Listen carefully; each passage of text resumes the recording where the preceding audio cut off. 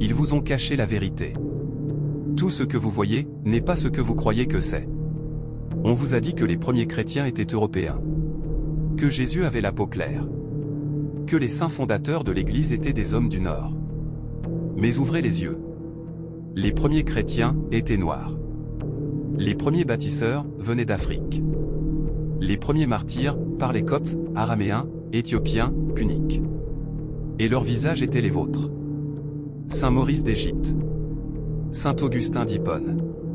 Saint Cyprien de Carthage. Tous originaires du continent africain. Tous représentés avec la peau noire, jusqu'à ce qu'on les blanchisse dans les peintures, les icônes, les cathédrales.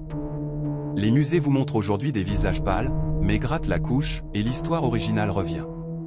La Tartarie? Ce n'est pas une légende. C'était une civilisation globale, une alliance de bâtisseurs et d'ingénieurs venus des anciens royaumes noirs. Leurs châteaux ont été récupérés, renommés. Et leurs symboles ont été effacés. Saint Christophe, ce géant noir qu'on portait autrefois au cou, est aujourd'hui représenté comme un simple homme barbu blanc. Pourquoi? Parce que son visage dérangeait le récit impérial. Même la Bible vous en parle.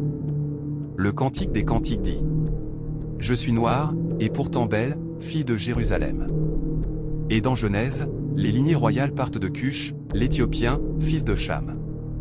Jésus? Il a fui en Égypte, pas en Europe. Et selon les archives de l'Église copte, il parlait une langue proche des langues africaines. Mais cette vérité est trop forte. Alors on a repeint les fresques. On a refait les statues. On a reconstruit l'histoire. Les églises noires d'Aksum, taillées dans la roche. Les cathédrales de Nubie. Les manuscrits d'Éthiopie, plus vieux que ceux du Vatican. Pourquoi personne ne vous les montre? Parce qu'ils prouvent que la foi, la science, l'art et le génie sont nés aussi en Afrique, et qu'ils y brillaient bien avant l'Europe médiévale. L'histoire des Noirs n'est pas seulement une histoire d'esclavage. C'est une histoire de trône. De miracles.